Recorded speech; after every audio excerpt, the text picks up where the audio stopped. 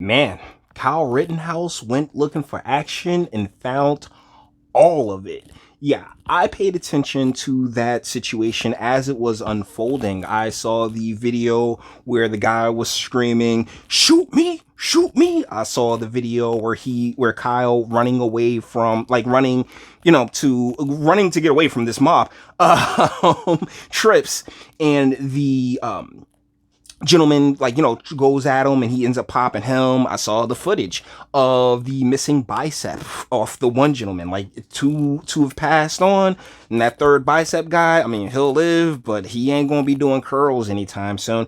But the reason Kyle went out there to Kenosha as the Jacob Blake situation is like all the raw emotions and people, the outsiders coming into these communities and, inciting, doing all the incitement that they can. He went out there to reportedly, protect businesses, which there's footage of the police, thanking them for being out there and trying to protect. It's an impulse that a lot of us feel when it comes to, just protecting the innocent, like not doing any damage, being on the side of order. And if you're curious as to how, yeah, I'm getting to the, don't worry, I have something for Trevor Noah, but let me show you guys something right quick. Okay.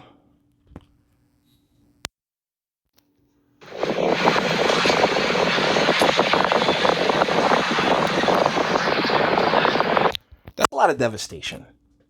That is a ton of wreckage for what's quickly being proven to be not worth it at all.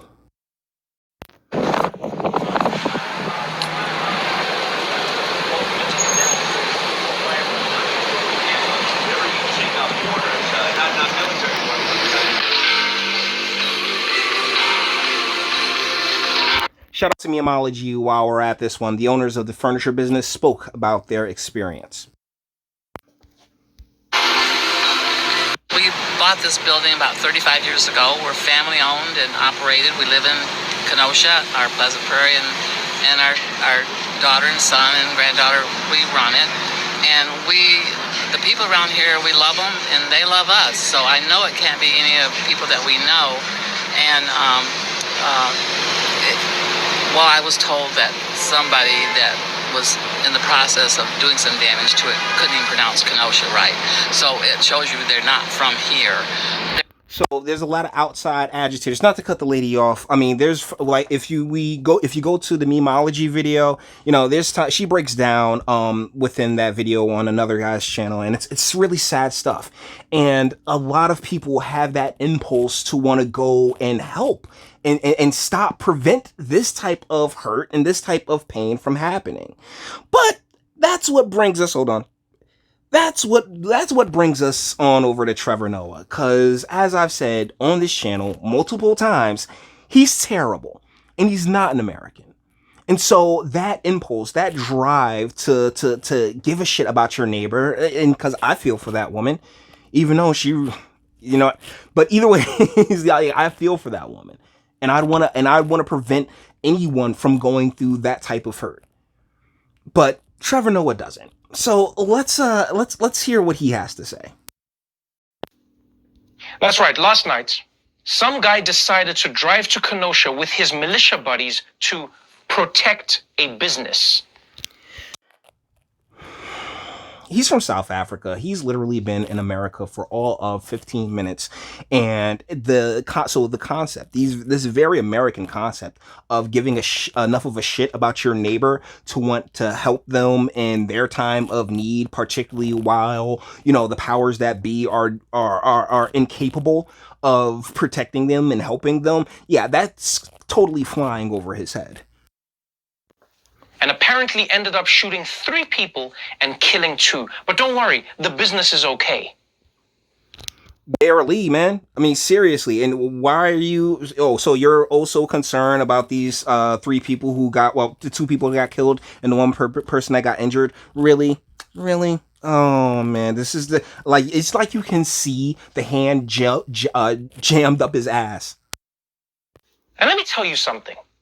No one drives into a city with guns because they love someone else's business that much. That's some bullshit. No, South African, that's some American shit because it's not about loving the business. The business is what has that family thrive. That's how they gain their resources. How and if yeah, I don't know the particulars of Mr. Rittenhouse's friendship with anybody in the area. And I know there is an issue with the interstate gun moving. Well, sorry, YouTube, firearm moving. But regardless, yeah, it's called compassion. You heartless asshole. No one has ever thought, oh, it's my solemn duty to pick up a rifle and protect that TJ Maxx. They do it because they're hoping to shoot someone. Oh, this guy. No, no, no. They're doing it in order, it can be done. And honestly, I can't speak to Mr. Rittenhouse's what's the name, to his motivations, but the fact that, or the idea that, oh, you can, particularly just watching a family owned business, because we're not talking about TJ Maxx, we're not talking about an Applebee's, we're not talking at least in my sentiment, I'm talking about those mom and pop shops that are being just destroyed because the corporate stuff, yeah, they got the money to rebuild and restructure and everything else like that, but it's the small businesses that are just getting manhandled through the CV and the and now this in these communities, now these lootings and riotings in these communities, and a lot of these small businesses being black owned. It's nonsense. And we are watching a puppet dance, all right? We are watching a marionette right here, because this is like some of the most un-American, sentiment or, empathy that I could recall in a long time. That's the only reason people like him join these gangs in the first place. And yes, I said it, a gang. Enough with this militia bullshit. This isn't the Battle of Yorktown. It's a bunch of dudes threatening people with guns. Threatening people who are burning down cities. You know what? Go away. Go away. You sit here with the fake tough shit too. You soft as baby shit, my dude. For real.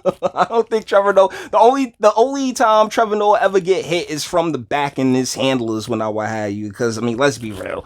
To go from his position to this position. Yeah. This man has been explored. And while what happened with those shootings last night is tragic, what happened afterwards is illuminating. Because it made me wonder. It really made me wonder why some people get shot 7 times in the back, while other people are treated like human beings and reasoned with and taken into custody with no bullets in their bodies. Okay, so I was in a conversation with a cousin recently, and he did this, and it irritated me.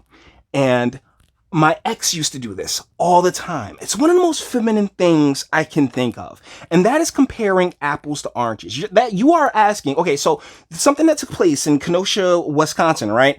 And something that took place in we'll use Dillon Roof in North Carolina. It may as well taken place in 2 completely different planets. All right, because Kenosha was where they may have their similarities, every single detail is different.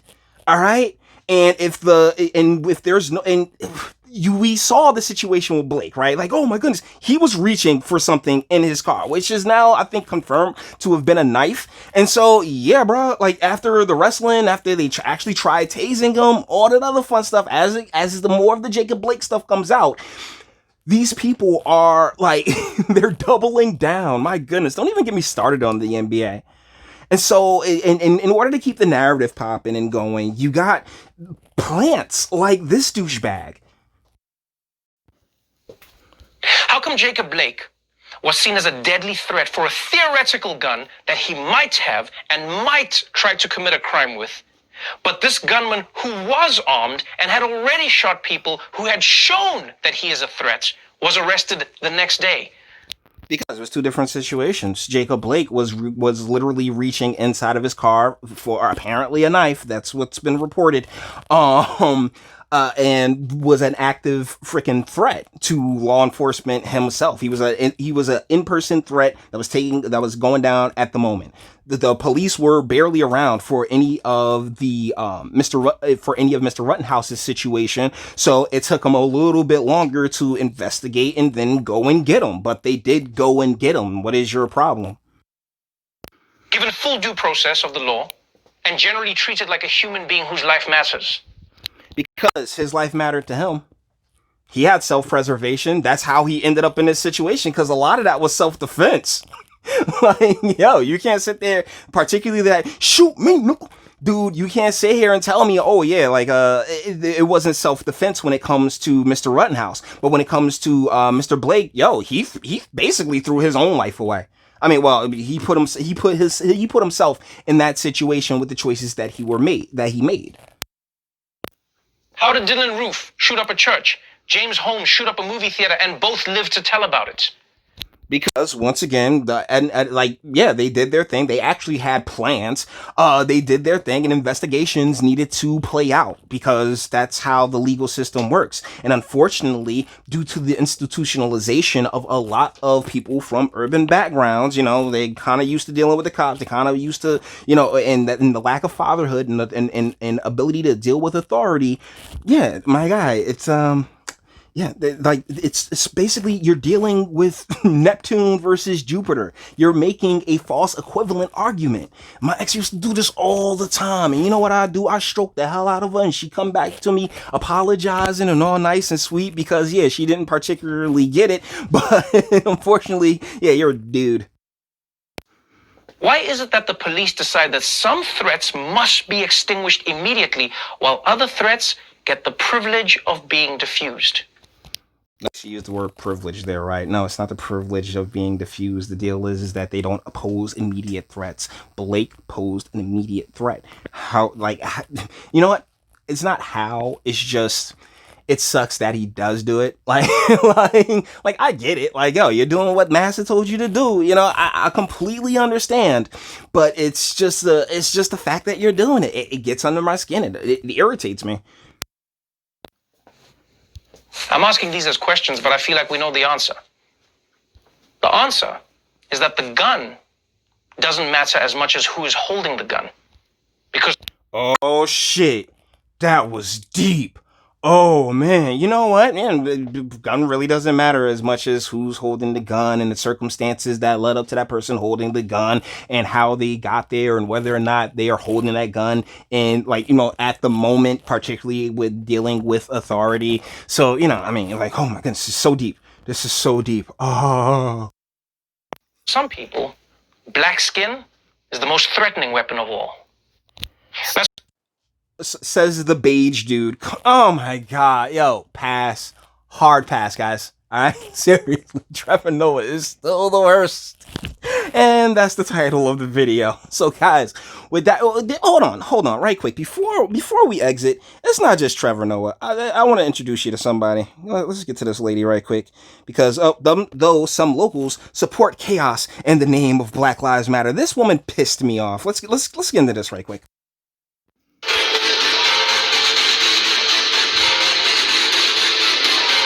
From Jamaica. We have our disputes in Jamaica, but I've never ever experienced the killing of young black men. So how about you go back to Jamaica then, ma'am? I'm just saying, she's about to go on and say how she's been here for 20 years, which, you got here in 2000. Sweetheart, you weren't even around for the Jeffersons. Don't start, all right? Deal is that you, much like Noah, are sitting here perpetuating this basically bullshit lie that's going to come and that's going to turn around and bite you in the ass come November because, honestly, it is so blatantly nonsense. Like I have in this country. I live in Kenosha for almost 20 years. I'm sorry about how my city's been burned down, but until other people... But see, that's the thing, it's not really your city, is it? Because you are a transplant. You came from Kenosha, you got to Kenosha, and now you're sitting here like, oh, well, my city's being burnt down. Like, sweetheart, like, if it was your city, you'd give more of a shit about it. But honestly, once again, this was all a part of that Homestead Act that was signed back in the '60s, along with the Civil Rights Act, which brought a whole bunch of people in here. And oh well, I'm a blackface that whatever it is, master tell me to say or do, and that completely screws over those that look like me. Screw it. It is what it is. I'll be a sucker. I will gladly be your toy. Will start feeling what we are feeling, they will come out and talk and they'll make a change. Lady, you're not a young black male. You've never been a young black male. You've been manipulated beyond all belief, and there's no justifying it. And it's particularly insulting because you know what? You haven't invested in any of it. You didn't like the lady before. Like, this isn't your family. It wasn't one of your family businesses that went up. And it's the same thing with Noah. Like, they don't particularly get this because it ain't in them, fam. So, with that being said, we're going to bring this one to an end. All the internet stuff. If you liked it, toss it a like, dislike, go ahead, do that too. Nobody's scared of you. Sub if you enjoy my fantastic voice. You want to get videos like this every single day. Share because sharing is caring. And YouTube and Bitchute and like aren't the biggest fans of your boy over here for very obvious reasons. Bang the bell for notifications. Get something from the Teespring store. Link in the description. And speak. Let me know. What do you guys think in the comments? This is it's infuriating to me because once again, it's like the that's been spilt, right? Like I got a direct link to my family's plantation, and I'm grateful for what they've gone through, and it's just so infuriating that it's taken for granted in the way that it's been, particularly through the likes of a Trevor Noah, who just like, bro, you got here 5 seconds ago, you live fantastically based off of all of that, yet for some strange reason, but that's why in the how he gets to go out there and just spew his bullshit. I can't wait until November 3rd, because after November 3rd, Viacom and everybody else, they're gonna realize, wait, nah, we took it too far, and now we're gonna have to scale it back in order to survive, and just not soon enough. But you may disagree, and that's what my comment section's for. Until the next one.